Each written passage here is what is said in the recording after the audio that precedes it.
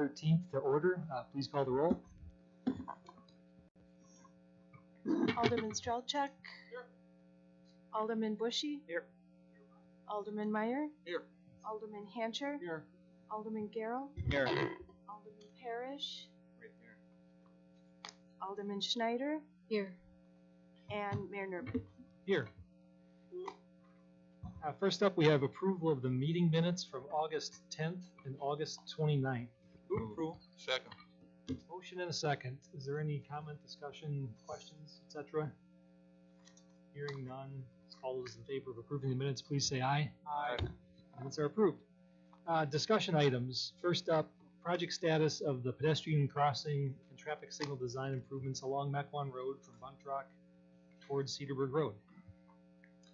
Good evening. I know that everyone has had an eye on this project, so we just wanted to be able to take the opportunity to give an update. As most of you know, in a committee of the whole meeting long ago, we went through and identified the priorities for the corridor, which included not only the reconstruction of the OIT crossing as a staggered crossing, but also a narrowing of the cross section itself and installation of traffic signals at both Buntrock and Weston. We worked long and hard with WISDOT and were able to accomplish the majority of all of those initiatives, and then have been working with the consultant in the interim to be able to produce construction plans. The intent is to still have that bid yet this year so that we would be able to award that and have construction begin in the spring. Alderwoman Schneider. I just have a quick question. In this memo, it references that the railroad may desire to have some input as to the OIT crossing, and I'm wondering, has there been contact with them on a kind of initial level? Yes, so both WISDOT, who we've had communications with, and the railroad have jurisdiction over pieces and parts of this section. Both have been engaged, but of course reserve their ability to approve once they've seen final construction plans. But so far, no objection from the railroad folks? No, we are aware of what they will require. That includes both preemption for the traffic signals. I think most would understand they don't want the traffic signal at Weston, especially for westbound traffic where it's west of the tracks. They don't want that traffic signal to back traffic up onto the tracks. And so we understand that preemption will be required, so that will be a part of that traffic signal design and otherwise construction. And then we were also aware of some of their concerns about the conflicts with the beacons at the crossing, which is why we will have advanced flashing beacons, not rapid reflective beacons at the crossing itself. Gotcha. Alderman Boucher. So if this is ultimately approved in it is likely that the infrastructure for the traffic signals will actually be placed first. So I will get you a better answer to that, but it should definitely be completed in the next calendar year. It's just a matter of how far into the fall it would otherwise go. So then actually a little bit unrelated to the crossing there is with the other project of redirecting up to the lights on Buntrock. What is the timing for that overall? For being able to give all the streetscaping and whatever's necessary to give people notification that they can cross going up to Buntrock at the lights. And was there other part that we approved with the Mequon Road crossing? At Buntrock, I'm not sure. Wasn't it up to Buntrock to cross so that people are directed that they can go and cross at the traffic light? At Weston. Weston. Not at Buntrock, yes. So that will be a part of this project. You may recall, that there's a widened path then between the OIT and the Weston intersection to accommodate that off-road traffic as it otherwise goes through. But once the signal is in, people will be able to use the sidewalk and then cross at the crosswalks there. Okay, so the timing will be about the same. And I apologize, I just said it was widened, but ultimately we decided not to widen it. So It will not be widened, but they would still be able to go to the light at Weston and cross at the crosswalks, which they'll have in all 4 directions. So to cross across either the Spur 16 or Weston Drive, and then north-south on either side. Any further questions? I know there's a lot of public interest in this particular improvement. We get questions on it frequently, but we're finishing up the plans now and need to get it out for bid yet this year so we can place it early next year. Alderman Parrish. Just when you're getting it out to bid, I mean, there is so much public interest that another season has gone by, and you just said it might be a year from now, which would be after next summer. No, I'm saying it would be completed it should be completed by the end of 2023. Okay. Just saying it'd be nice to get some shovels in the ground and work done by starting next summer. Well, it should begin in the spring. It just would take many months to otherwise be completed. The plan is to award in the spring, so that can happen. Alderwoman Schneider. I'm just wondering if there would be a possibility of putting on the city website an updated pictorial, no. When we have one that is in a state that is ready to be shared, we would be happy to do so. So it's not ready yet? No. Thank you. They're working out the last kinks. Gotcha. And I anticipate it shouldn't be all that much longer, but when it's ready, I think we should put it up. Yes, we would hate to show something that is not an accurate representation of what is intended to be built. You can't put a proposed something up? There's materials on the website now that date back a ways that capture the essence of it conceptually, but they're not the latest and greatest plans, and there might be some conflict between those documents, which would just create more questions, I think is the concern. I've pointed a few people that direction that are interested as well. Alderman Strelchak.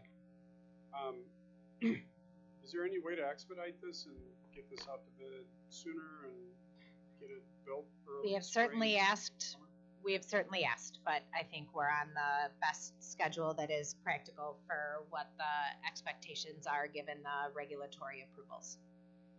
No. With a lot of But we need to finish the plans so that there's an accurate bid document of record. And they are close, but they are not complete. things. Any other questions from the committee? If not, we'll move on to the next item. Discussion regarding potential city cost participation of the installation of a sidewalk on Mequon Road from Wauwatosa Road to Swan Road as included in the Wisconsin DOT's West Mequon Road Improvement Project. So you may recall, in addition to our project that we have for the connecting highway, WISDOT is moving through the process with actually Mequon Road projects on both ends to the east of our project that will actually include our connecting highway and go through to Port Washington Road, and then what they're calling their west, which will be from Buntrock to the county line limits. As a part of that project, they're otherwise examining their scope, which included the review of whether or not, and actually this was at the request of several residents in Solar Heights, to install sidewalk in this area. I included in the memo what the justification from WISDOT was for the cost sharing. As you're all aware, normally this would be at 100% cost of the city, but they are offering a cost share based on the data that they otherwise needed. But as they transition from the 30% plans to the 60% plans, they're looking for feedback in terms of what the city would like for sidewalks so they can ultimately determine things like their real estate impact and topography and grading and design as they move forward with the rest of the project. So the cost estimate that was provided was to assume the 90-10 cost share of sidewalk both on the north and south sides of the road from Wauwatosa Road to Swan Road. And we're before you tonight for discussion on what the direction would be to provide to WISDOT to include as they transition again to that 60% plan state. Alderman Meyer. I've had represent Solar Heights. We've had a lot of interest to do that. There is no real viable way for people to get across over through that. Sidewalk would be just perfect for that over there. If not the whole thing, at least, you know, from Solar over, but all the way to Swan would be perfect on it. I don't know how that all fits into that area over there for it, but that would be the ultimate to be able to do that. Totally in favor of it, and I know that would be utilized a lot. We do have a lot of people that have a lot of interest in that, getting over from Solar Heights and getting there to Outpost, and eventually getting over to the town center and that for it, and a safer route for everybody to do that. And if I may, sorry, I forgot to include that if the council was going to consider staff's recommendation of completing it on the north side, that after some discussion today, we would recommend that we also include a request for crosswalks at Meadowbrook and Wilton, where the subdivisions to the north and south connect, as well as the connection between Vega and Lincolnshire, where they connect there, so that there would be mid-block crosswalks between that section to allow people in the subdivisions from the south to get to the north. Would that be better than just having the going over through crossing over Wauwatosa Road and Mequon Road? Well, it would certainly be safer for people to use the signalized intersections, but I think we can all understand, depending on where people are trying to get, that if there's going to be people from the south side that want to be able to go, to example, from town center and don't want to walk along Mequon Road or even internal to their subdivisions, that having crosswalks could be an alternate. I mean, there's no thought of doing anything at Swan, because that'd be, I think it'd be a terrible idea at Swan to have. That'd be a bad idea at Swan. Yeah. But we, Adding a crosswalk over at Swan, I think would be a terrible idea. Well, and again, this would just be a request of WISTOT. Ultimately, they would be the ones that would have to vet the safety of both locations to determine if it could be viable. Alderman Strelchak. So I'm confirming, there's a bike path that goes along Swan Road, right? All the way from Donges Bay. There's an off-road path on the east side, yes. I'll call it a bike, yeah. It doesn't, excuse me, it doesn't go all the way to Mequon. It stops at Brighton Bright Ridge. Ridge. So it doesn't, so the bike path goes from Donges Bay to Brighton Ridge, and then it stops. So, but you can get to the next sidewalk by going through Brighton Ridge. And I forgot what street that is. There was a path in between the two subdivisions. Yeah, so my overall concern was the connectivity from that bike path and I have a map here, so unfortunately, despite the city administrator's suggestion this morning, what I don't have is a laser pointer. But I'll see if my mouse would yes. So this is the connection that they're talking about. So there is a connection between the two subdivisions that allows people to get from that path to the east. And none of those crossroads are signalized now. Correct. But it doesn't mean they might not be when they reconstruct the road. They're not currently proposed as a part of this project, but that's all I know at this point, is that they're not proposed to be signalized. how hard would it be to bring that path Excuse up? me. Sorry. Need to get the Alderwoman Schneider. We're kind of bopping around. I gotta control the flow I here. didn't finish what I was asking. Okay. Well, Go ahead. So we'll come back to you. I was just, in the memo, it indicates that you thought that the north side of the street would be preferred for construction of the sidewalk. And I was curious whether the cost, would it be roughly half of what you're said in the memo for both sides of the sidewalk, or is it not that easy to determine? I think for loose numbers, that's probably the best we can do at 30%. The sidewalk on the south side would be more expensive. Would be a need for significant topography changes, so either retaining walls or other infrastructure to be able to support that. So we might be able to assume that it would be less than half, but at this stage in the plan, I'd be hesitant for anyone to put too much stake in No, I was that. just a ballpark figure. And if I may, while you mentioned that, while they're looking for the opinion from the city in terms of how to move forward, This is not the city's commitment to a financial obligation. Much like you've seen for other projects, there would eventually be a state municipal finance agreement where at that time we would make the actual finance commitment. Right now, what they're trying to do is otherwise determine how to design the road and whether or not that should include sidewalk. Back to Alderman Strelchuk. Yeah, what I was trying to get at is, my first question was, does it make sense to have conversations about connecting that off-road path to the sidewalk at Swan Road? Ooh, again, I'm not sure we think the safety of crossing at Swan would. Okay, because it's going to be on the north side. You don't Correct. recommend crossing, and that's No. what you're going The for. hill there makes it a challenge. Okay. In I fact, agree at with one you. point we suggested cutting Swan Road off to the north. That was not popular, but that was otherwise. So we have to Discussion. decide if we want the north side, the south side, or both, or none. Yes, and then the distance, But we're whether not it, committing to a cost, we're just committing to a design. And we could always back out of it later, I think. If we didn't commit to, like if we voted for both and they laid it out that way, we could decommit later. it would be hard to add it in. And obviously, at some point, if there becomes real estate acquisitions or other things that could impact our financial commitments. But right now, they're again really looking from a design perspective in terms of what should be included. Alderman Meyer. I would just move forward that we say that we're interested in doing both, but if push comes to shove, then the north side would be the one that we would recommend. If that's agreeable. I think the north side should be sufficient. Alderman Parrish first, then we'll get the next. Thank you. I'm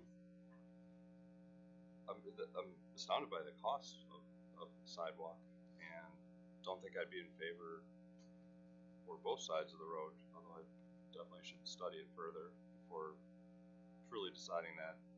I'm just worried. I'm wondering what I know you're going to do a sidewalk study that's coming forward. You're going to ask us to have that in the budget, I believe. Bikeway is doing an RFP, yes. So, do you think that like the result of that is there's going to be large swaths of the city where they're going to be recommending, sidewalks, and I'm just wondering if we're making this particular decision in a vacuum just because the DOT is forcing the conversation now. The or do you DOT think actually isn't forcing the conversation. It's a number of residents in Solar Heights that have been very active in communications with WISDOT in requesting they're it. doing the road, so it makes sense to. I'm sorry? They're doing Mequon Road over the next couple of years, so it makes sense. That's why it's coming up now, is that it's a part of that discussion, and so they're now looking for the city to make their decision as to whether it should be included. We did, as a part of the RFP for Bikeway, recommend that they do some analysis that includes some volume counts so that we can better understand how the both bicycling and pedestrian public is moving, so that we can make the recommendation based on need. Unfortunately, we often get a lot of anecdotal information of people saying there are a lot of walkers, and we don't know how to quantify that. So that is intended to be a part of that RFP process. I'm interested in it. I'm a little cautious, just not knowing what the other needs are for the rest of the city, and but I understand there's a need. Alderman Giro. I'll be real quick. Alderman Meyer knows that district. He's the alderman of that district. He's been involved in this. I don't know that district very well at all. I just drive through there once in a while. So I'll probably just take his lead on, he knows what's most appropriate. So when the time comes,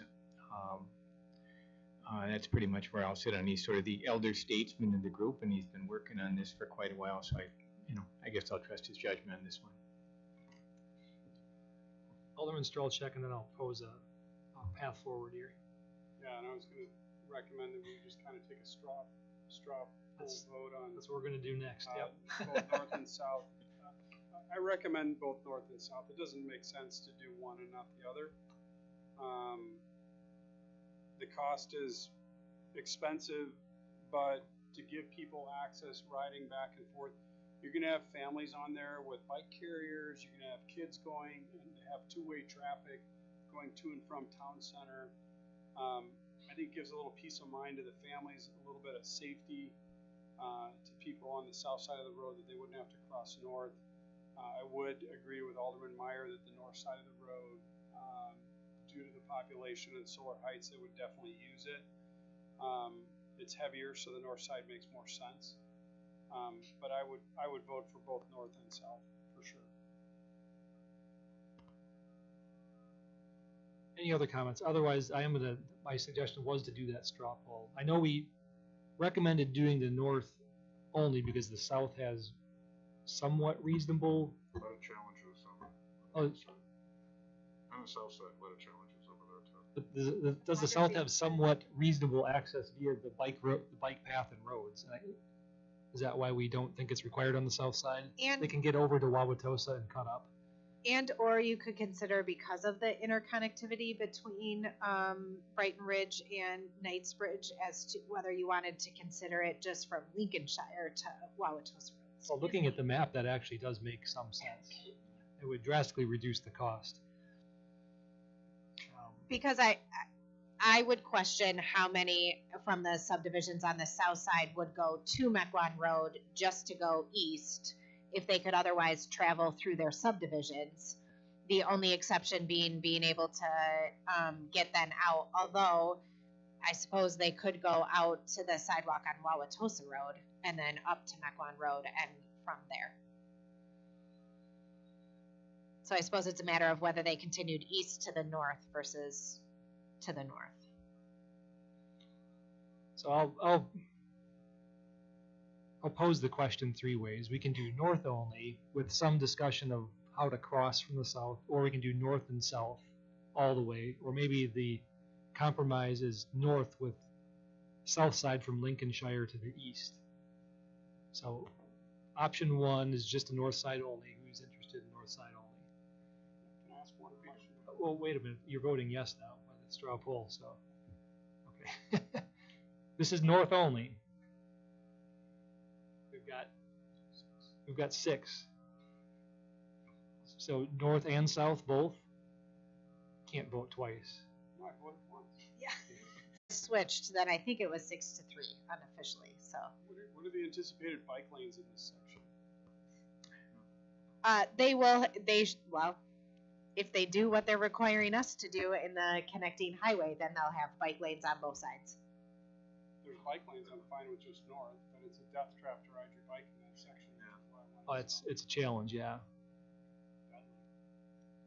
Okay, so we had a runoff, north side only and north side with the southern extension from Lincolnshire being option 2. So option 1, north side only. 2 north sides only, and the north side, plan B, Lincolnshire east on the south side and the north side. Okay, I think that's sufficient direction. But if push comes to shove, the north side only. I mean, Well, north side at a minimum, I agree. Yeah. Yeah, well, and like you say, it'll be back before us when there's real numbers to vote on. We'll make a final decision then, but for planning purposes, I think that's a reasonable middle ground. All right. I think staff's got what they need on that item. We'll move on to resolutions. Resolution 3977, a resolution authorizing an amendment to the contract for the design of proposed pedestrian and bike safety improvements along Mequon Road from Buntrock Avenue east towards Cedarburg Road to R.H. Batterman Company of Beloit, Wisconsin, the amount not to exceed of $50,240. Quick staff update on this item, please. Yes, the majority of the costs are for items that were identified either as a part of the town center workshop or other elements that were to be included that make more sense to be able to be addressed as a part of this road construction project rather than outside of that. And that mainly is related to the corridor lighting and the gateway signage.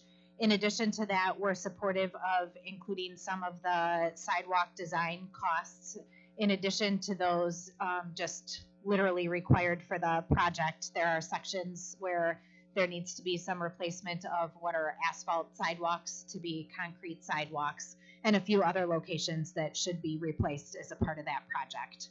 We are also recommending an if authorized task for the cultural resource investigations because of the proximity and the swap of the driveway and the OIT at the cemetery property. It could otherwise trigger a DNR investigation for this cultural resources report. So if it's otherwise triggered, then we would recommend authorization of that task as well. For those that may not have been monitoring their emails this afternoon, I did otherwise provide some information that the consultant sent related to the other two items that staff was not recommending approval of for the TIA memo and the WISTOC coordination, just to draw your attention to those items as well. Are there any questions? If not, I'd like to address the consultant's email from today. I know we think we're right in denying these two charges because we think it may have been included in the original scope. But we need to close this out and quickly.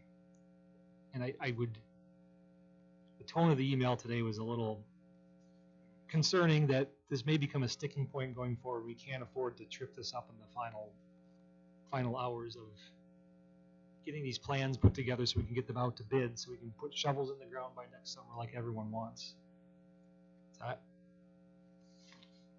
While I think we're right, I would hope people would consider authorizing the extra $11,300. The TIF has capacity to absorb it, and we need to get this done.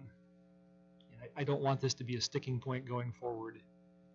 It's a small percentage overall, but we can sit and argue about it, or we can move on. I'd rather move on at this point.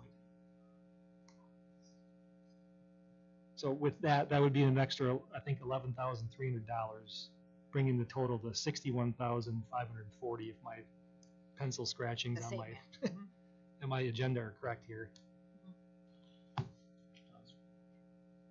So with that, I'll ask for a motion to approve the amount at $61,540, including those two items. Move to approve. So motion and a second. Any further discussion? Please call the roll. Alderman Strelchuk? Aye. Alderman Bushy? Aye. Alderman Meyer? No. Alderman Hancher? Aye. Alderman Garrow? Aye. Alderman Parrish? Aye. Alderman Schneider? Aye. And Mayor Nervin. Aye. That's recommended to the council. Last item on here, future policy items for discussion. I don't know if there are any. Hearing none, we'll look for a motion to adjourn and we'll try to move on to the next meeting. Second. Motion and a second. All those in favor, please say aye. Aye. We are adjourned. And we're back. I'd like to call the Sewer Utility District Commission meeting September 13th to order. Any comments, questions? Hearing none, all in favor, please say aye. Aye. Minutes are approved. On to resolutions. Resolution 3980, resolution approving an amendment to a funding agreement between the City of Mequon and MMSD, increasing the amount by $726,343 for sewer lateral work to reduce influx and infiltration and inflow from private property sewers. Quick update from Mr. Driscoll. Thank you and good evening, Commissioners. This resolution is before you because the city entered into a funding agreement with the MMSD, and staff is requesting the Sewer Utility District Commission authorize an amendment to increase the private property inflow and infiltration reduction funding from MMSD. This agreement allows for reimbursement to the sewer utility for eligible expenses. These include sewer lateral works that stops leaks, also known as infiltration. Each year, MMSD allocates approximately $225,000 to Mequon. previous years of allocations have accumulated, and $726,343 is available for project work. The city's identified over 550 laterals that need work. To complete that work, an increase in the funding agreement with MMSD is required. Staff requests authorization for increasing the PP&I funding from MMSD, and staff's here to answer any questions that you may have. Also, the original completion date of this funding agreement was scheduled for March, the end of March 2023. And for clarification, I provided an exhibit update that's on your chair, and it just it's Exhibit D, and it just revised the completion date. So that's now it's extended to June 30th, 2023. And that was a result of the resolution from last fall that rejected the bids because they came in over budget. And then the contract was awarded to a consultant to rebid the work in 4 separate contracts. So this is the third, the next item will be for the third contract. So we're anticipating an additional contract coming up. The other exhibit that I put on or shared with Carolyn and the clerk, then she distributed it, is just an overall summary that shows a diagram of the building sewer laterals from a house, going underground, connecting to the main, and this work is for this funding agreement is for the installation of the cleanouts for access to the council.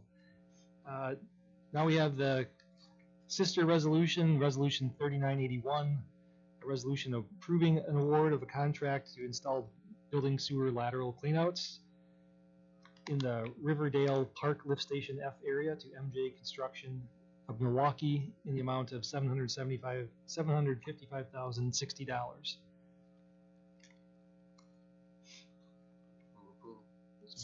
Motion in a second. Any questions from staff? Hearing none, all those in favor, please say aye. Aye. That's approved onto the council. And is there a motion to adjourn? Move to adjourn. Motion in a second. All in favor, please say aye. Aye. I'm going to request we take a short break, and we'll be back. How about we give ourselves 3 minutes?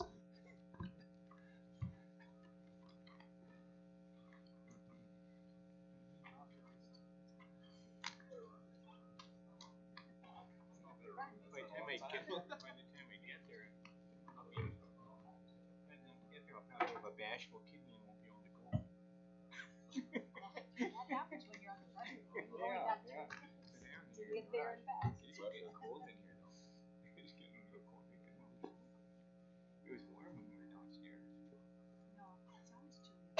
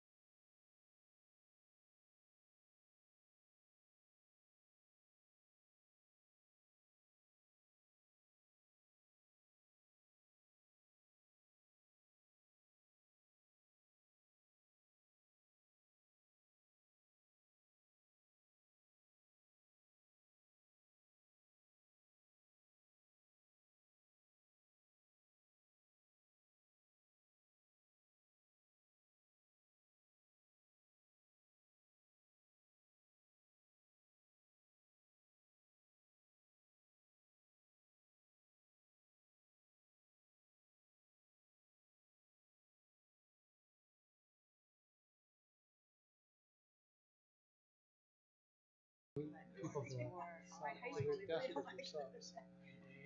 So if you have a day off, you want to sub? I went to, two times. I don't know what a day off is. My father-in-law was a lawyer. He's a labor lawyer. Employee side or employer side? Employee. Was he just gonna talk in public? He represented a lot of the unions. Yeah, were you staying out of mischief? I don't know, we'll see. Oh, you know that? No, Got that no, right. he hasn't. For Milwaukee County. He goes just here in case there's one.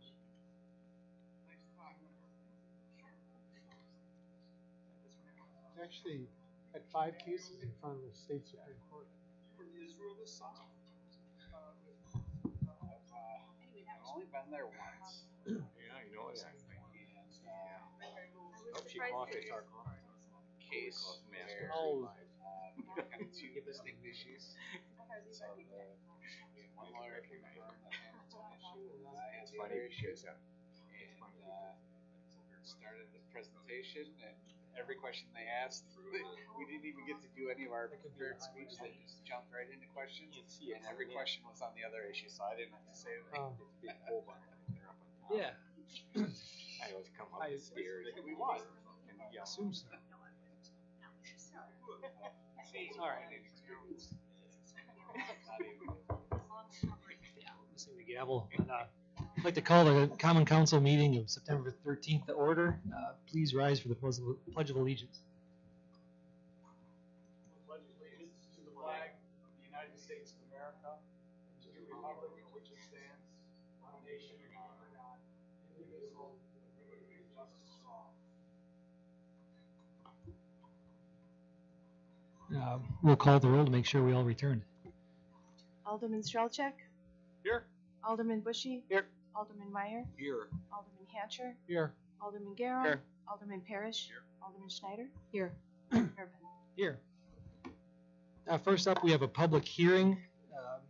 Public hearing for ordinance 2022-1628, amending Chapter 58 of the Mequon Municipal Code to rezone the property located at 106 or 10766 Torrey Drive from R3 Single Family to R3 Planned Unit Development to allow for 11 lot clusters residential subdivision. This was recommended by the Planning Commission on June 27th, first reading at Common Council on August 10th. Is there a motion to go into public hearing? Move to go into public hearing. Second. Motion and a second. All those in favor, please say aye. Aye. Aye. We are in public hearing. Is there anyone here who wishes to speak on this item? This is Torrey Drive rezoning. Hearing none, is there a motion to close public hearing? Close the public hearing motion. Motion and a second to close public hearing. All those in favor, Aye. please say aye. Aye. We are closed. We'll take up this ordinance immediately. Are there any questions or are we ready to make a motion? Mayor, before you make a motion, Okay. I just wanted to Well, clarify. Jack, Mr. there's a Zader's got an couple- update for us. Okay. What's that? You've got an update for us. Okay, yes. So there's a couple items in the ordinance I just want to address. Letter M in the address just talks about a bike path. The planning commission approval was for a bike path to go in this area somehow between Fairway Circle, between lot 7 and 8. We just felt that was the closest proximity to the public road. The applicant actually would prefer to have the bike path go from the outlot through to Fairway Circle here. So we're okay with that, but it just specifies in the ordinance that it has to go through the cul-de-sac. So we just want to make that clarification. And then item letter C, there is just a duplication in terms of the front setback. It was approved at 30 foot at Planning Commission, so you can disregard the 50 foot section on there. But other than that, it was approved at Planning Commission unanimously, and we recommend approval. As a point of order, do we need to clean up the language regarding the bike path, or is it okay as is? I just think we just need to basically agree to the motion to just change that condition to allow it to connect from the outlet to Torrey Drive to Fairway Circle. That's fine. So just so everyone knows, I'm in favor of this, and I think we had discussion similar to this at Planning Commission about being open to other locations, pending input from staff. And I think this is sort of what everyone envisioned might happen, some alternate path, not cutting through between two lots, but behind several of them, so I think it's consistent with what we discussed. It just maybe didn't get written up that way because we didn't have anything to write about at Correct. the time. Originally the request was to connect the two roads, and that did not go well with either of the neighboring subdivisions, so the planning commission approved the bike path connection in lieu of a road connection. I make a motion for approval with the bike path shown on the outlot location. Second. That's a motion and a second. All those, well, any other comments first? Hearing none. All those in favor, please say aye. Aye. Any opposed? That motion passes. Congratulations. Happy building. Next, we have personal appearances and public comment. Citizens wishing to address the council on any matter not on the agenda may do so at this time. If you desire to be heard on an agenda item, please be heard when that item is considered on the agenda. Please speak into the mic, and time limit is 5 minutes. Does anyone wish to speak on any item not on the agenda? Seeing none. He's like to say that Taste of Mequon was a success Saturday. We were blessed with good weather again.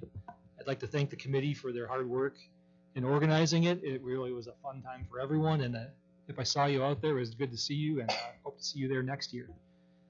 So we'll get on to the proclamations. These are for businesses being recognized in the city of Mequon, and we're lucky to have 2 of them. Recognized by the Ozaki Economic Development Council. We got the Small Business of the Year and the Large Business of the Year. So we're very fortunate, and these are both well deserved. So I'll read these in order. Small business first. So it's a proclamation honoring Verts Marketing as the Ozaki Economic Development Council's 2022 Small Business of the Year. The Ozaki Economic Development Council recently named Verts Marketing as its 2022 Small Business of the Year. Verts Marketing, which is owned by Tim Verts, is a full-service marketing and advertising agency focused on working with small and medium-sized businesses since 2012. Over the past 5 years, Verts Marketing has continued its leadership in the digital marketing and advertising space. Verts Marketing is always focused on maximizing marketing exposure for their clients with emerging new technologies. Their clients have been able to take advantage of new strategies in content creation, search engine optimization, and video marketing on multiple platforms. Since 2018, the company has added 7 full-time employees and continues to see significant growth in its profits year over year, year after year. Verts Marketing is not just a great marketing and advertising agency. Tim Verts and his entire staff are deeply committed to the betterment of the community. Tim Verts has served on numerous boards and commissions, including the Mequon-Thiensville Chamber of Commerce, the Mequon-Thiensville Community Foundation, the Thiensville-Mequon Rotary, Gathering on the Green, and the Bay Lakes Council from the Boy Scouts of America. Verts Marketing has also partnered with Concordia University of Wisconsin to create the Verts Marketing Rotary Small Business Innovation Center to provide marketing and assistance to local businesses. Accordingly, the City of Mequon congratulates Verts Marketing on receiving the Ozaki Economic Development Council's 2022 Small Business of the Year Award, proclaims that it is proud that Verts Marketing is located within Mequon, and extends its best wishes to Tim Verts for continued success. Signed this day, 2022. Congratulations, Verts Marketing. All right, drink of water first. And now for the Large Business of the Year. A proclamation honoring Hayes Performance Systems as the Ozaki Economic Development Council's 2022 Large Business of the Year. The Ozaki Economic Development Council recently named Hayes Performance Systems as its 2022 Large Business of the Year. Hayes Performance Systems was founded in 1946 and is a global manufacturer of brakes, suspension systems, wheels, and components. Their markets include mountain bikes, power sports, agriculture, construction, government, and specialty categories. Hayes Performance Systems employs over 500 employees globally and 224 at its headquarters here in Mequon. They have added 44 new jobs in the past 2 years as a result of revenue growth driven by new customers, 27 new product introductions, and a direct-to-customer channel addition. No matter how much Hayes Performance Systems grows internationally, its Midwestern roots ensure that it values partnerships, remains approachable, and listens first. Furthermore, the firm strives to think through the eyes of its riders, dealers, distributors, and customers who appreciate their collaborative approach when exploring innovative ways to proactively solve changing needs for reliable systems and products. Hayes Performance Systems is more than just a great manufacturer. The company supports several local chapters of national charitable organizations such as the Muscular Dystrophy Association, Milwaukee Black and Blue Ball, and the Leukemia and Lymphoma Society's Scenic Shore 150 Bike Tour. They also sponsor a company-wide event for the Susan G. Komen Pink Walk for a Cure. Accordingly, the City of Mequon congratulates Hayes Performance Systems on receiving the Ozaki Economic Development Council's 2022 Large Business of the Year Award, proclaims it is proud that Hayes Performance Systems is located within Mequon and extends its best wishes for continued success. Signed this day, 2022. Congratulations to Hayes Performance Systems.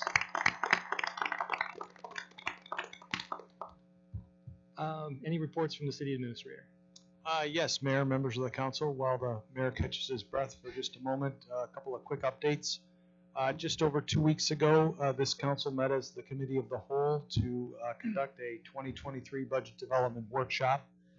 Staff has been hard at work since then, crafting the proposed budget that will be distributed 2 weeks from yesterday. So you'll be receiving the draft budget, and that'll be posted on the city website by Monday, September 26th. That will be in advance of the council's meeting as the Appropriations Committee on the night of Thursday, October 6th, beginning at 6:30 p.m. in this room.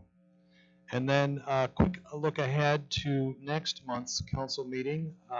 Tuesday, October 11th, we'll have representatives from the Wisconsin Department of Transportation here to give us an update on the I-43 project. Word on the street is that the bridge at Donjas Bay Road should be opening here in the next week or so, and hopefully we'll be getting some further updates on some of the other progress that's taking place along the corridor. It's fantastic news. I live behind that bridge. You do too. That's the word on the street. All right, next up we have the consent agenda. We have 12 sets of minutes from various boards and commissions. Is there any item someone would like to remove from the consent agenda? Or is there a motion to approve them all at once? Did I hear a motion? Yeah, move approval of the consent agenda. Motion and a second. Any discussion? Hearing none, all in favor, please say aye. Aye. The consent agenda is approved. Brings us to ordinances. Ordinance 2022-16-18. Ordinance creating section 10-26 of the Mequon Municipal Code related to residential swimming pools. This was recommended by Public Welfare Committee on February 8th. First reading at Common Council on February 8th. Tabled at Common Council on March 8th. Recommended by the Public Welfare Committee on April 12th. Rejected by the Common Council on May 10th. Reconsidered by the Common Council June 14th. And subsequently tabled by the Common Council on June 14th. Recommended by the Public Welfare Committee on August 10th. So before we do anything, we need a motion to remove this from the table. Is there a motion to remove it from the table? Motion to remove from the table. Second. Motion and a second. All those in favor, please say aye. Aye. Aye. Any opposed? Okay, the motion is on the table. So as you can surmise, we've bounced this one around a little bit. Before we get too far into the discussion, though, we do have one person registered to speak. So we'll get public comment out of the way. We have Brian Miller from 13804 North Martin Way, supports and wishes to speak. Hi, good evening. My name is Brian Miller, and I am an 18-year resident of Mequon, proud.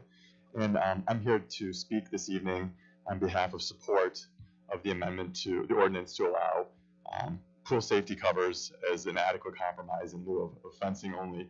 I think that automatics, I've been able over the last few days, been able to read some of the comments from the spring meetings that you guys had where a lot of data was given, and I learned a lot myself, and certainly being a homeowner with a pool, I'm in support of a pool safety cover under the right circumstances.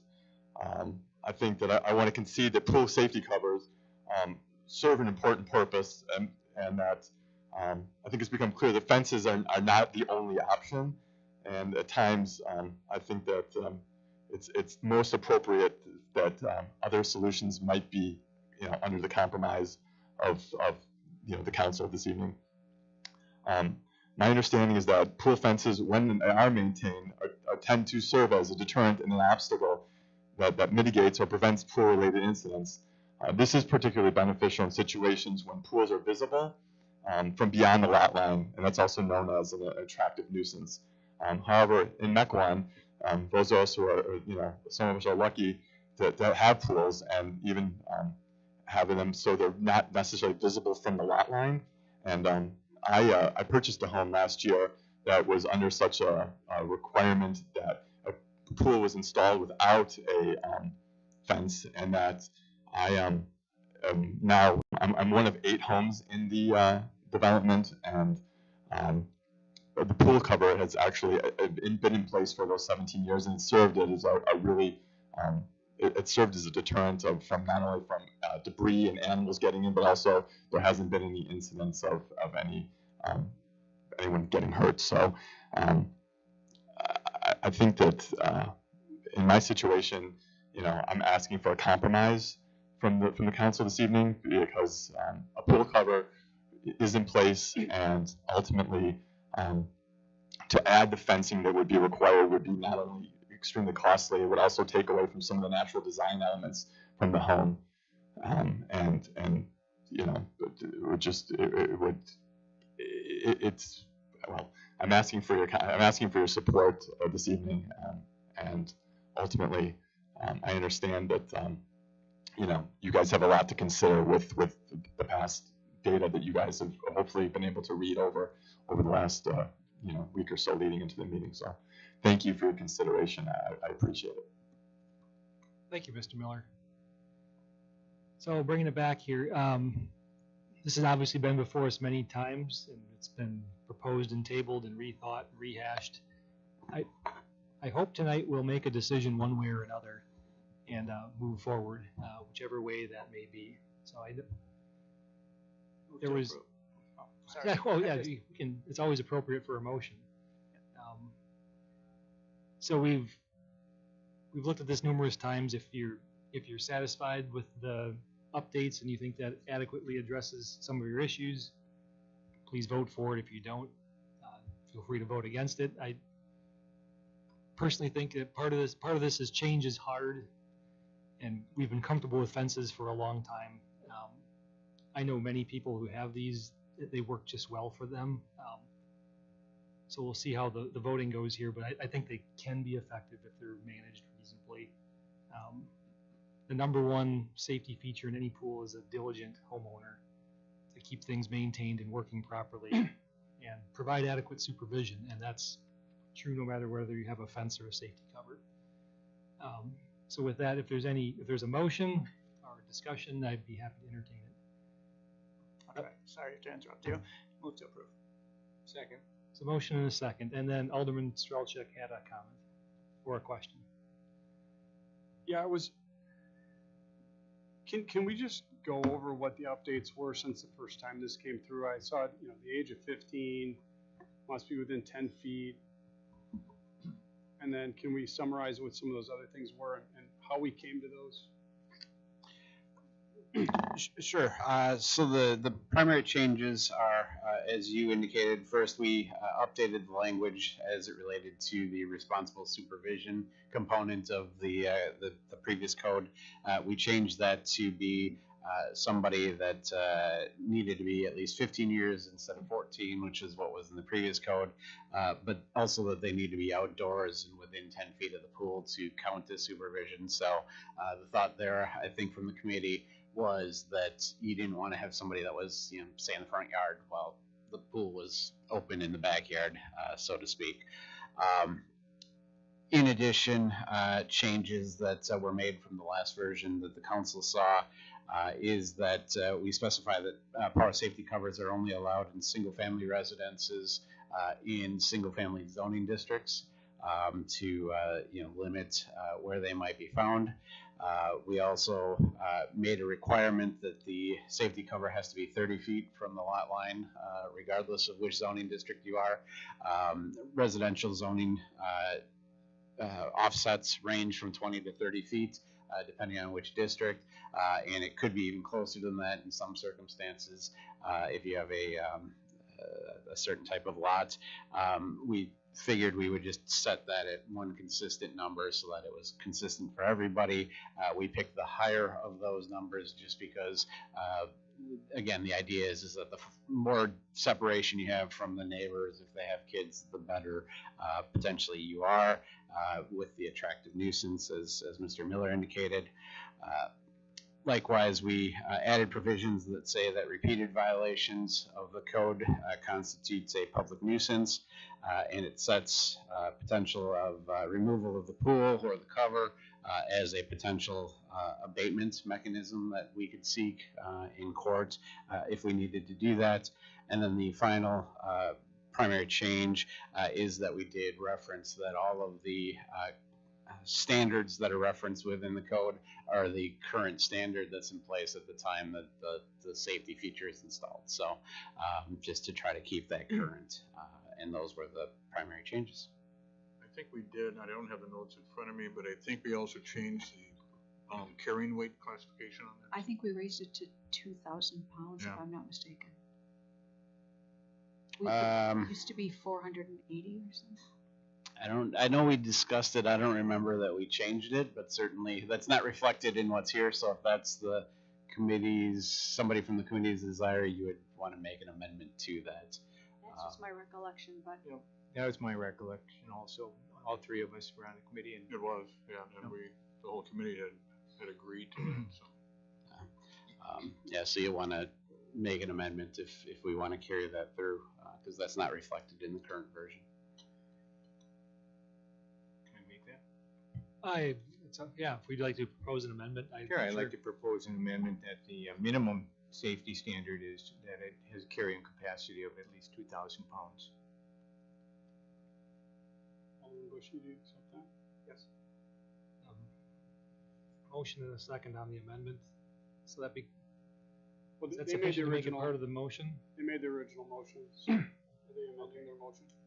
So those are the two. So it's a friendly amendment, Is that right? if there is such a thing. Any other comments from the committee? Alderman Hancher. I have a question. So let's say I'm a homeowner and my neighbor has a pool with the cover. I go out there and I notice that the pool is open and I see nobody there. Is that a violation? And if it is a violation, who do I call? It is a violation. You would have I to. take a picture of it. Let's say I take a picture. I say, I took a picture of the pool. There's nobody visible from where I'm standing. Is that a violation? It certainly would be a violation. You would need to have either it be in use by somebody that is at least 15 years of age or to be supervised as specified. You would have your option as to who to call. If it was during regular business hours, you could certainly call the planning department, who has some authority to enforce these regulations. Or I should say the community development department. The building inspectors would take care of that. The other option would be that you call the police department, as Pat growls at me and does that, recognizing that in both cases, we may not, I mean, if they're busy handling a bank robbery or something, obviously that's going to take a different priority, and so it may not be something that we're going to be able to verify, but it would be a violation. So then let's say the pool owner says, we did have somebody, and there's a dispute between the two neighbors, whether the pool cover was supervised, the pool was supervised or not. Who decides the disputes? Well, between two neighbors. As is always the case, the initial determination will be by the enforcement officer that's there. Enforcement officers always have discretion and the ability to make determinations as to their beliefs as to what took place. And if there is a citation that's ultimately issued, then it ultimately becomes a question for the court to decide. If one or the other is more trustworthy or believable at that point. And am I correct that the city does not recommend this? The city staff, do they recommend the switch or no? I think that it's probably fair to say that city staff, by and large, does not support the amendment. There are a number of reasons for that specified on page 63 of the packet. Okay. So I guess I'm not in support of this because number one, we haven't had any pool incidents where people have drowned. And so the fence obviously is working well. Second of all, if you're going outside and you see a pool and you don't see anybody there, maybe for a minute or whatever, then you're splitting hairs, and I can see where it becomes more of a problem than it's worth. Because, like I said, I've talked to city staff about people having pools have been safe with the fence, and they said yes. So my inclination is to, if it's not broken, don't try to fix it. Alderman Giro. I think Alderman Bush hit his hand first. Oh, did he? Okay. Alderman Bushy. I'll try to make my points real quick here. Police chief noted earlier that he saw me out running on Sunday in the rain, or not police chief, fire chief, sorry. And as I was running, I stopped to take a picture. Fortunately, the rain did wait until Sunday to come down for Mequon's benefit. I took a picture, and I only, for some reason, printed out 2 pages before coming here, and I'm not sure if I'm allowed to share if I only have 2. That's the rule I grew up with. What's that? So, okay, there's a camera somewhere. Anyways, this is a water retention pond that I ran past, and it is very full. You can't see the rocks that are around it. There's no fence around here. I know when I've gone to my brother's old house on the lake, nobody has a fence around the lake. This doesn't seem to be a common thing in Wisconsin. So that's my first quick point regarding our application of fences. Second, there's mention in our packet about saying that fences, according to data, appear to be safer. I spoke with city attorney, and there doesn't seem to be supporting evidence in the information behind that. So that shouldn't actually be in our packet anymore. And then third point is that as Alderman Hanscher said, that sometimes, if something's not broken, don't fix it. But this has been in an ordinance since 1967. That was, as a frame of reference, 2 years before the Apollo mission to the moon. Steve Jobs was only 12 years old at the time, so times have changed a lot since then. We now have the cell phones, we have little doorbells for safety with cameras in them. We have a tremendous amount of advancements in other technology, medical area, and we try to benefit when technology comes to us. And on a personal note, I know when I was out for a bike ride a couple months ago, a city bus, this is in Milwaukee, started going over to pick up a passenger on the side. It didn't stop. I had to stop. If we had, benefits of technology that are coming around the corner of self-driving cars and other indicators, I wouldn't have had to worry about that, and pedestrians would be much safer. So, as I see it, that as these technological advances are being introduced to us, we should be taking advantage of them for our safety and quality of life improvements. And to go by an adage that I know that from where I work is that because that is the way we've always done it, isn't a good reason for not changing things and moving into the 21st century. Thank you. Alderman Giro. So we've worked on this for getting close to a year. And I've read all the documents, and I've also gone to all the footnotes that were attached and read all the footnotes on this. And I put together a little outline. I have all the data. I have the pages on where it comes from. I have all the background on it. So Here's how it goes. It goes, our pool ordinance has not been updated since 1967. Its guidance comes from an outdated 55-year-old uniform building code we are not required to follow anymore. Updates are long overdue. Technology has changed since 1967. It's time for us, again, to update to the 21st century. I don't agree that a pool is an attractive nuisance. It's a fun and enjoyable social gathering place. To be clear, staff's recommendation is that pool safety covers alone should not be allowed. And they state, the available data shows that fences provide the best level of safety in all circumstances. That has not been, I have not read that anywhere on the internet. I have not read that on any of the, all they said is that the available data, there's no footnote on it. It's an opinion, and none of the facts support that. 3, staff made inquiries to surrounding communities, and the only communities that allow an exemption include town of Cedarburg and the city of Menasha. There are many more. We can add to that. In addition, River Hills and O'Connell have no ordinances. You don't require a pool fence or a safety cover. Grafton, the Village of Wales, Wausau, Stevens Point, Howard, Green Bay, Kohler, Sturgeon Bay are some additions you can add to that, to name a few. I own a pool. The enforcement and regulations of pool fences and automatic safety covers are no different. If somebody sees my pool fence being open, they call the police or they call the city. It's the same way. If the gates are open, it's a violation. And there's no way to really tell on a pool fence, because if the gates are open, it looks like they're closed. Same exact enforcement problems occur with a pool fence as it will occur with an automatic safety cover. However, you can climb a pool fence or open a gate. You cannot get in a closed automatic safety cover. On top of that, when pool owners go on vacation, they just put the latches on their gates, which can be opened by anybody or climbed over by kids. I left her vacation 3 years ago to Alaska for 3 weeks.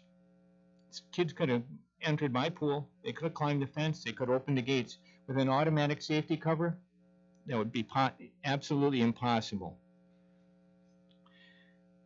Correcting the record from the piece that we got just today, when I read through it, there was a footnote number 2 that stated that this was the case. It said, it's in today's handout, and it says, Consumer Product Safety Commission concludes that fences provide the best level of protection.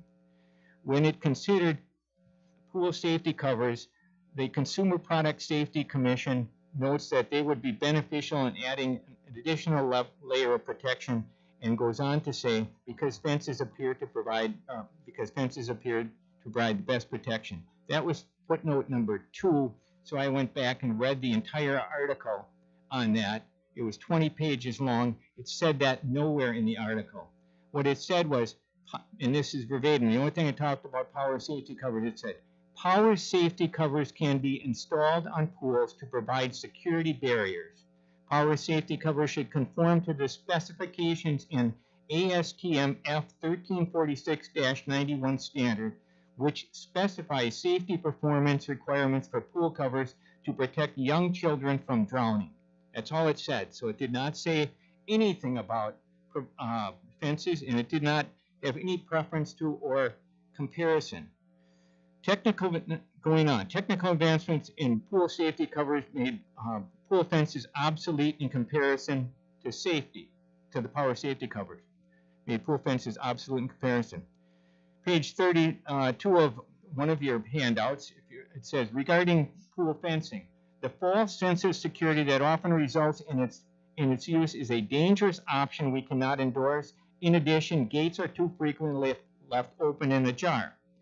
And here from the official journal of the American Academy of Pediatrics, it shows fences may give only a 19% better rate of protection than having no fence at all. Now, May 30th, 2022, Fox News, this is from Lawrence, Kansas. It was on national news. A 4-year-old autistic boy was briefly out of sight from his mother and accessed a locked pool with a 6-foot fence. And this is a quote from Douglas County Fire Lieutenant Jeff Kroll, who lost his own child in 2008 and saved the boy's life. Here's what he says, quote, "His head was completely underwater. He lost his ability to scream. What you see in his arms, you see a little bit of movement. We call it climbing. He was trying to climb out of the water." Drowning, that was on page 28 of one of your pamphlets. That is a statistically 100% effective when they are closed.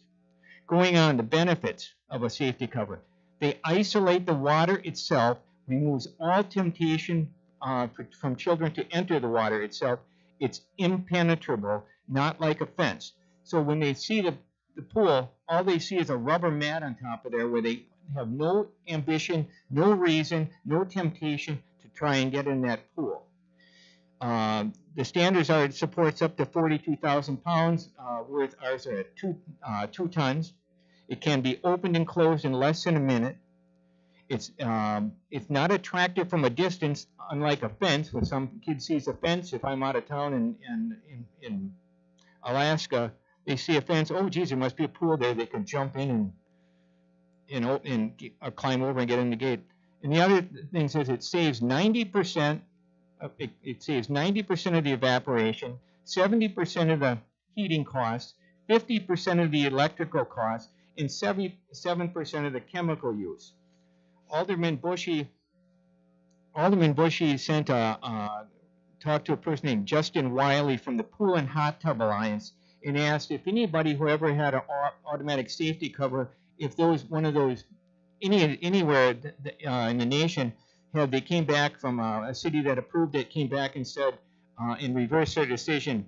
And Jeff Wiley says, in his response, no, not to our knowledge. And then Alderman Bushy turns around and asks the next question, have there been any drownings unfortunately associated with automatic pool covers that you are aware of? Response, there have not been any reported to the Pool and Hot Tub Association.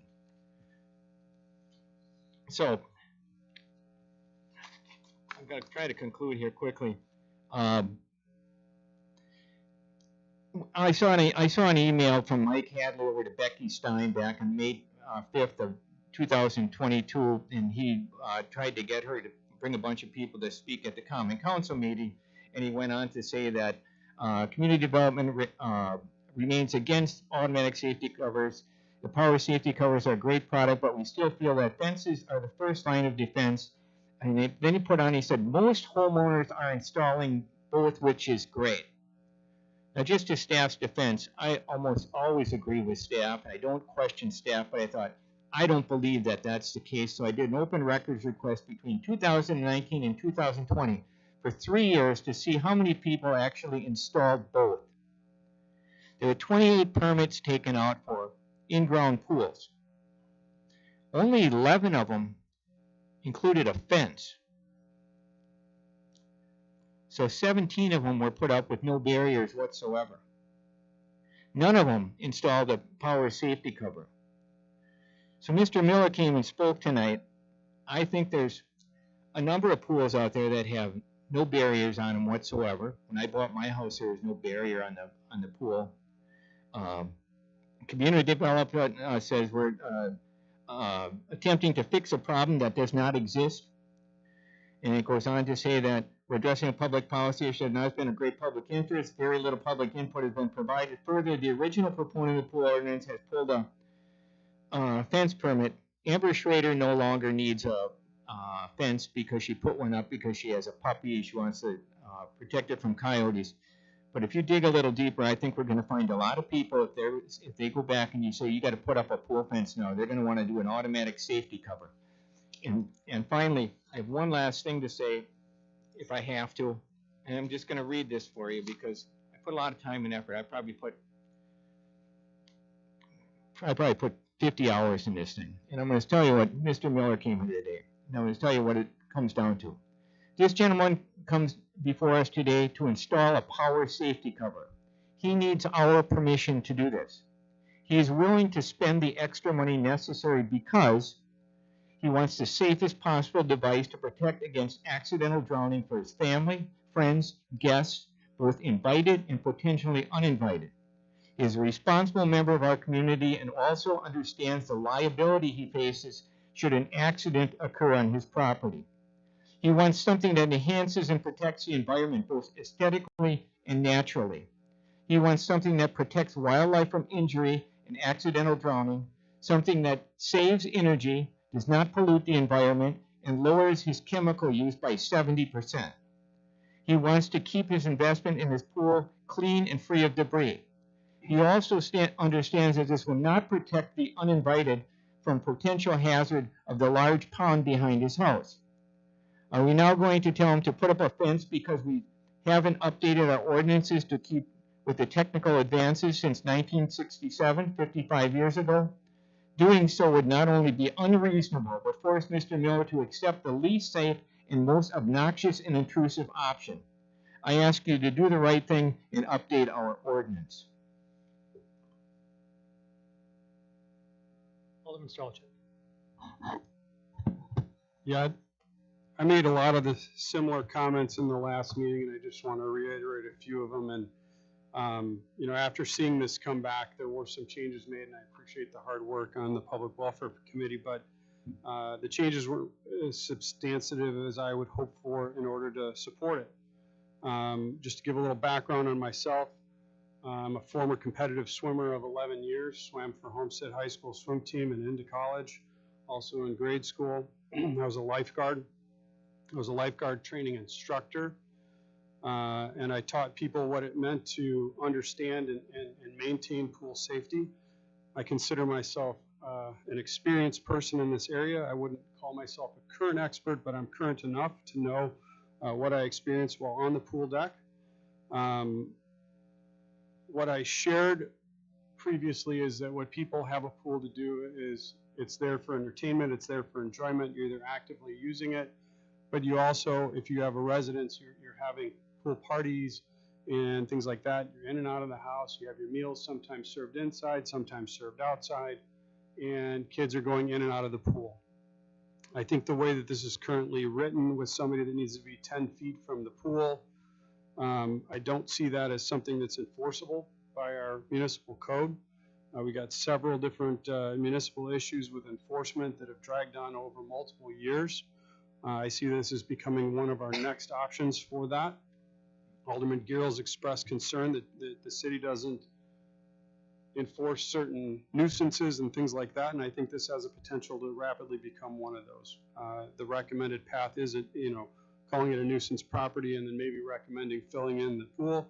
If you think it's burdensome to put up a pool cover and a fence, if you feel that level of safety, imagine being told you need to fill in your pool because you had 2 or 3 violations. There's no benchmark listed in the ordinance as to when that would go into place. It's all left to personal and public opinion at that point, and I don't think that's a reasonable way to legislate. I feel that a pool should not have 360-degree access without a barrier of some sort all the way around it. I think a fence is an appropriate opportunity to keep people out of the pool when you don't want to access it. If you want the extra layer of security, as I said in the last meeting, you sure as hell have the option to install this pool cover in addition to your fence. Again, if public safety is that level of concern for you, you might want to entertain doing both, but you know what, that comes at an expense, and people quite frankly want to spend money on what they want to see in their pool, and that's really what this comes down to at this point.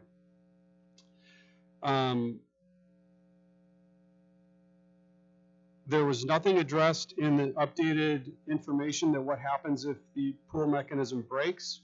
What if it's down? Does it break open? If it's left open, how long will it take to get somebody out to repair it? At that point, somebody has full access to your pool or a portional access to your pool. I just, quite frankly, like everything that was listed as a reason to have this as a new opportunity. Technology is there, whatever, it's an old ordinance. Well, you know what? There are some old ordinances that quite frankly continue to work. I got a feeling this is gonna keep coming back and forth, whether it gets approved or not. Tonight, it's gonna be like the chicken ordinance, like it was called out in a message that I saw on Facebook. And, it is, and I won't vote in favor of it. My apologies. Any further comments? Going once, going twice. Okay.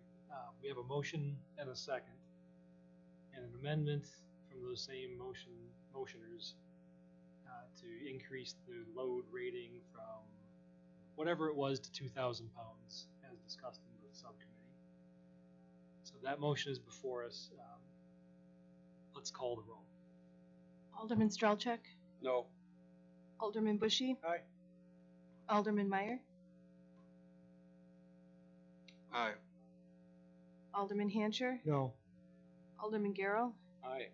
Alderman Parrish, Aye. Alderman Schneider, Aye. 5 ayes, 3 no. Ordinance passes. On to resolutions.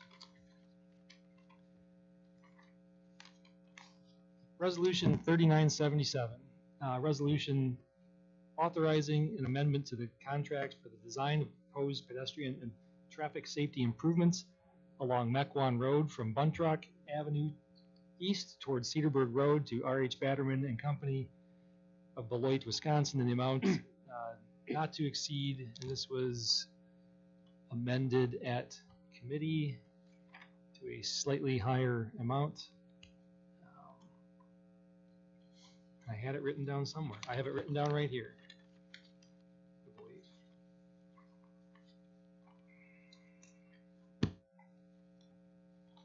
believe. Amount now at $61,540.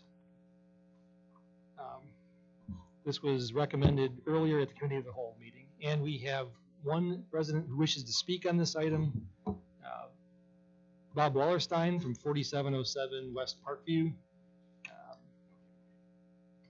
Please come up to the podium. Good evening. Bob Wallerstein, 4707 West Parkview Drive. Been a resident of Mequon for about 50 years now. I'm in the third home in the same subdivision. The reason I'm in front of you this evening is in reference to a safety matter. Qualifications, who I am. I've served on probably more committees than I can remember. But basically, the intersection, let me tell you a little quick little story. My son is now 42 years old. When he was around 7 or 8 years old, he was going to Wilson School. He was crossing the intersection of Mequon and Buntrock, and one of his classmates ran out front. Teacher tried to stop him, ran out, and got hit by a car. The city woke up. He wasn't injured that badly, but there was enough emphasis to put up a stoplight, and that was many years ago. I'm driving down Mequon Road, as I said before. I've lived here for 50 years, and I was going by that intersection, and a lady was crossing the street pushing a buggy. I, of course, stopped, let her pass. Meanwhile, I almost got smashed in the back because the car wasn't paying attention. And I'm sure most of the people in this room who've crossed that intersection, who have seen people cross that intersection, were also probably close to getting into an accident. Now, this is an issue that I understand has been in front of the Common Council a number of times. So far, nothing really has been done constructively to address this issue and finally solve this problem. Saying that, the only thing that's really going to push you people to do something is, God forbid, somebody gets hit. For example, I believe Cedarburg had an accident several years ago, and it was about the same kind of a scenario where somebody stopped, somebody went around them, and hit the person on a bike, I believe. I'm not quite sure, but I'm pretty sure that's what happened. So I'm again, I served on a number of committees. I was a reserve officer here for 17 years. I love the community. I'm going to stay here until I croak. That's beside the point. But I really urge you to finally address this issue and not just discuss it, but take action and take care of something before somebody gets hurt. And when that happens, it goes in the paper, and there'll be a hue and cry, and then something will be done. Thank you. Thank you, Mr. Wallerstein. Before we get too far into it, we are here tonight to vote on this, to do exactly what Mr. Wallerstein suggested. We first started looking at this a couple of years ago for that exact reason, and the delays are mostly attributable to disagreements between our vision and what the DOT would allow. We've thankfully negotiated with them and gotten almost everything we've wanted. We just need to finalize the plans and get them out to bid, and this is a key component to making that happen tonight. So earlier at committee, we voted to slightly increase the funding on this line item to make sure there's no disagreement at all between us and the contractor, even though we probably could have justified paying a little less to make sure this moves forward in the most expedient manner possible, because Mr. Wallerstein's right, we can't afford to wait anymore. And this is a high priority item for many in the city. I probably get most questions on this item over all other items combined. And I'm sure there are some other aldermen up here who are in the similar situation. So this remains a high priority.